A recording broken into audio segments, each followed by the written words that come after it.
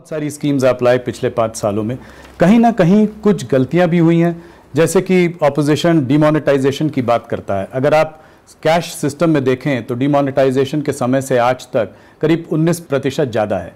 ज़्यादातर पैसा वापस सिस्टम में लौट भी आया। तो डिमोनेटाइजेशन को आप कैसे देखते हैं? एक तो ये आपका हिसाब किताब ठीक नहीं है। जिस गति से करेंसी का वॉल्यूम बढ़ रहा था, उस वॉल्यूम से अगर आज हम चलते तो आज हमारी करेंसी का वॉल्यूम इससे कई गुना ज़्यादा होता।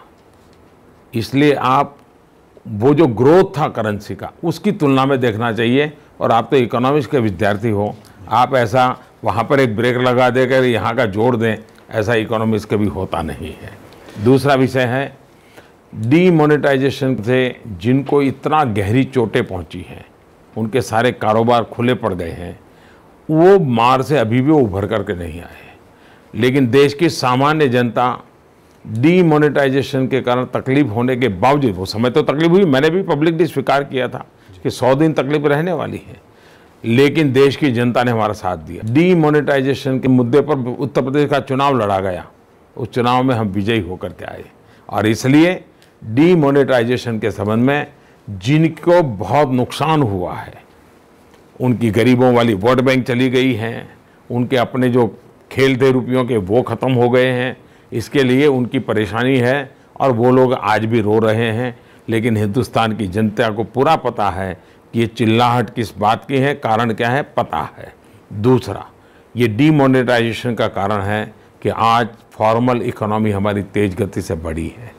पहले की तुलना में करीब जने आज़ादी के 60 साल में जितने लोग इनकम टैक्स के दायरे में थे, आज 5 साल में वो संख्या डबल हो गई।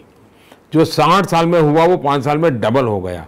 3.5 लाख कंपनियां, जो एक कमरे के अंदर 200 कंपनियां चलती थी, जो बिल्कुल गैर कानूनी पैरेलल इकोनॉमी चलाती थी, हवाला चलाती थी और बिल्कुल ही देश की इकोनॉमी को लूटती थी।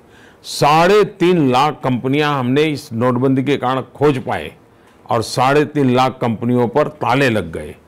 करोड़ों रुपया डिस्क्लोज हुआ, वो सरकारी खजाने में आया। मैं समझता हूं कि ये इतना बड़ा कदम हमने न लिया होता तो आज फॉर्मल इकोनॉमी कहीं नज़र नहीं आती। पूरी तरह ये जो पैरेलल इकोनॉमी चलती थी वही दिखाई देती। आज मकानों के दाम कम हुए, क्यों हुए? क्योंकि बेईमानी के पैसे गए, काला धन गया, तब जाकर के होने लगा है।